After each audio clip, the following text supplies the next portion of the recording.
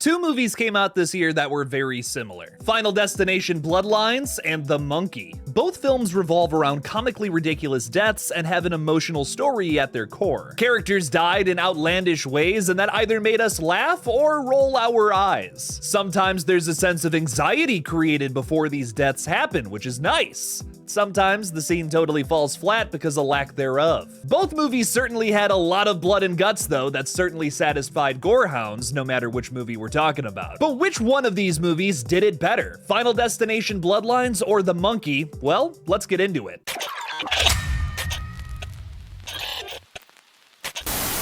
Hey everybody, I'm Referee Jake, and today we're throwing hands! The Monkey versus Final Destination Bloodlines.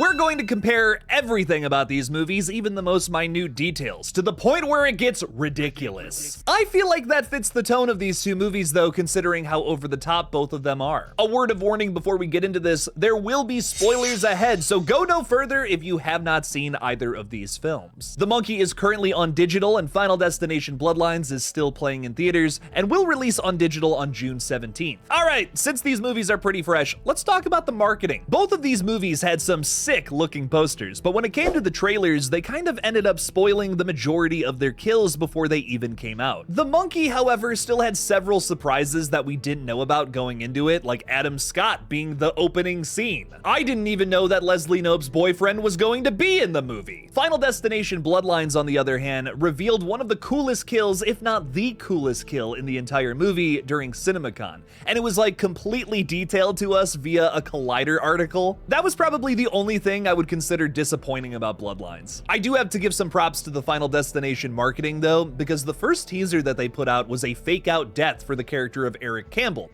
who soon became a fan favorite. We'll talk more about him later. It definitely gets some points for that. Talking about the reviews overall, we'll first start with Rotten Tomatoes, which as a reminder is totally rigged. Don't forget that it's rigged. I will say though, these percentages from Rotten Tomatoes do kind of reflect the overall reviews for both movies. Final Destination Bloodlines has a 92 critic score with an 88% from audiences, where The Monkey has a 78% from critics and 56% from audiences. That pretty much reflects the majority of the reviews here. The Monkey was much more divisive than Final Destination Bloodlines, which was liked by the majority of people. Getting into the first big reason why these movies are so comparable is the characters. You have two main characters here who are trying to prevent the death of not only themselves, but also their loved ones around them. Regarding Final Destination Bloodlines, pretty much every scene with Eric and Bloodworth are major standouts. When Eric is revealed to not be a part of the bloodline, he has this line about his real dad saying, "Is that why he always wanted to play catch?"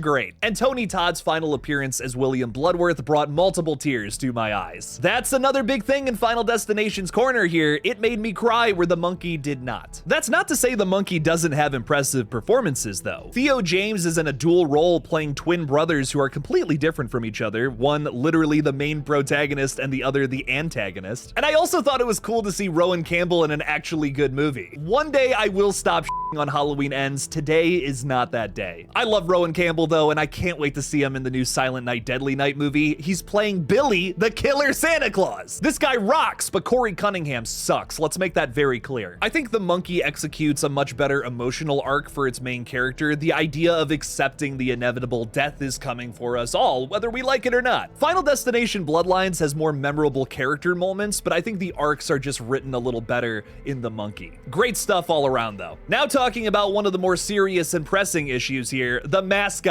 for both of these films. One is a skull covered in blood. Pretty cool, but a little generic. The other one is an evil cymbal monkey that bangs its drums and kills people in insane ways. I hate to say it, but cymbal monkey all day here, baby. How could I not go with The Monkey? Final Destination technically doesn't even have a mascot. Producer Craig Perry has talked about how Final Destination up, so to say, because they don't have like an iconic villain that they can promote or sell toys of. I remember reading that recently and I just thought that was really funny. Real quick, I hate to interrupt, but I do want to ask you guys if you have not subscribed to our gaming channel GullGotha, we are very close to getting monetized over there. Please go check it out. We're playing a bunch of horror games right now like Repo and Dead by Daylight. It is a ton of fun over there. Please go subscribe. Sorry about the interruption. Let's get back to the video. Probably the second biggest thing that is so similar between these two movies is the way the kills are done. You have these Rube Goldberg machine-style setups to these insane, cartoonish, even outlandish deaths that happen to our main characters in both entries. But there still are some differences. Final Destination Bloodlines is slightly more grounded, but still very silly in tone. The anxiety-inducing opening scene is great, but these kills are mostly gore candy. The opening scene is of course a premonition, so the ones that actually did happen though, that's probably my favorite, is the MRI machine death. It is campy, goofy as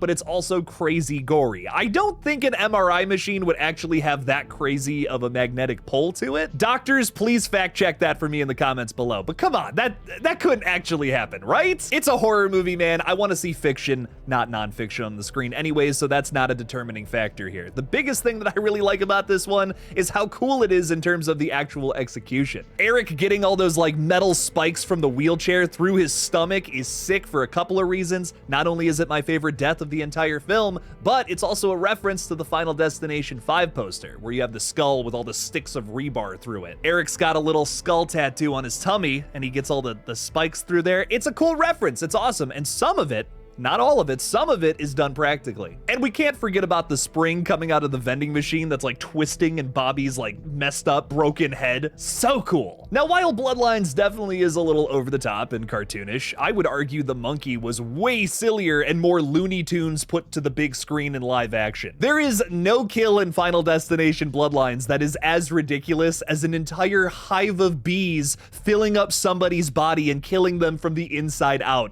like what happens to Rowan Campbell's character here. That is one of the funniest moments in a horror movie all year. No, not the beast! Not the beast! Ah! Also, I think the monkey has the grossest kill out of the two flicks with the sleeping bag full of uncle meat. That's a really good idea for a kill. Dude was trapped in a sleeping bag and a stampede of wild horses runs over him. Oh my God. 10 out of 10, no notes. Both of these films deliver on their kills. There's no doubt about that. The tone is just a little more silly in the monkey, I feel, versus Bloodlines. I also have some points I want to make about both of these films that I couldn't find a place to fit these in, so here's the extra tidbits. I found the monkey to be a more personal examination on the director's own grief through the medium of horror comedy. I think this film should get some points for that. If there's any sort of theme that I feel in the last couple of Oz Perkins movies that's been consistent from Longlegs to the monkey, it's dealing with the trauma of losing his parents to two very awful things in real life. Anthony Perkins died of AIDS complications, and his mother was on one of the flights that was hijacked during 9/11. I don't want to speculate too hard or anything on like real life awful things that happened here, but it does feel like Oz has almost like this like very specific and unique trauma about losing both of his parents to two things that were like highly publicized tragedies essentially in the media. I definitely feel him working out some of that stuff in his previous two films, and I expect to see something similar in terms of themes in his upcoming film titled Keeper. That film comes out in October and also stars Tatiana Maslany from The Monkey. Interestingly enough too, she plays the mother of the main character who dies in a really awful and sudden way. This film definitely feels like it's much more about his mother though. There are so many 9/11 references that are like blink or you'll miss them, except for the literal airplane that goes down after the monkey bangs its drums like 100 times and then just everyone on this plane dies. I mean, that is so on the nose, that has to be an element to this movie. Final Destination Bloodlines, however, is a very well-made return to a beloved franchise that some, even myself, consider to be the best from that entire series. That's something that has to be celebrated about this movie. I can't think of too many franchises where I've seen the 6th entry and told myself that might be the best one. Okay, there's actually a lot of good 6th entries. Jason Lives, Saw 6, those are like two of my favorites from those franchises, but point being, this doesn't happen all the time. I think just in general, sequels don't top the original for most people, but I walked out of Bloodlines and I'm like, yeah, that's my favorite one, and I'm still holding that opinion pretty strong here. And finally, the most important point to be made about both of these films, I feel, how many bees were in either of them? As a big fan of bees, that is a very important thing to me. Now, you might be thinking, Jake, the monkey wins this one easy. It had an army of bees that killed a guy. But what you're forgetting about is in Final Destination Bloodlines, we have the Candyman. Candyman would win because he would use his superpowers to tame that army of bees. Get wrecked. Didn't think about that, did ya? With all of these points considered, the council, which is literally just me, has decided that Final Destination Bloodlines just barely takes the gold here. I do want to say though that I had a really good time with both The Monkey and Final Destination. These are easily two of my favorite horror flicks from all of 2025 so far. This video is less of a competition between these two movies and just a celebration of the really good horror comedies we've gotten this year. I can't stress it enough, 2025 has been such a big win for horror comedy. I'm usually not a big fan of a lot of the new ones that we end up getting, but between Companion, The Monkey, Final Destination Bloodlines, and so many more that I'm sure I'm missing, it's been a golden year for that very specific crossing of genres. Now, if you've been here for a while, you know that we used to do versus videos on this page all the time, especially back in 2024, but I don't like the way that I used to set them up, which is why we did almost everything today differently. The one thing I want to keep the same though is that you, the audience, will either be able to solidify or overturn this ruling. Channel members and Patreon supporters can vote now for which movie they think did it better. My personal vote goes to Final Destination Bloodlines, but the audience will ultimately make the final decision. I'll tally up all the votes in the meantime, and once we make another versus video, I'll announce the real winner. You know, the next time I gotta put on this referee costume, that is. Also, I'm not sure if anyone cares or even remembers this, but the last video we did was Terrifier 2 versus Dream Warriors. If I'm not mistaken, I'm pretty sure Terrifier 2 ended up winning that in the audience poll. There might be one person out there that cares, but I'm still gonna mention it. Hey everybody, before we wrap up today's video, please make sure to subscribe to this page for more horror movie content just like this. Thank you all for watching today's upload, and also don't forget to check out the merch store that has a ton of new designs to showcase your love for horror movies and lack of friends. The link for that store is in the description of this video. Check it out as it's one of the best ways to support the page. So which movie did you like better, The Monkey or Final Destination Bloodlines? Let me know down in the comments below, or better yet, on those Patreon and channel member polls. Thank you all again for watching, please subscribe, and as always, don't forget to kill it out there, y'all.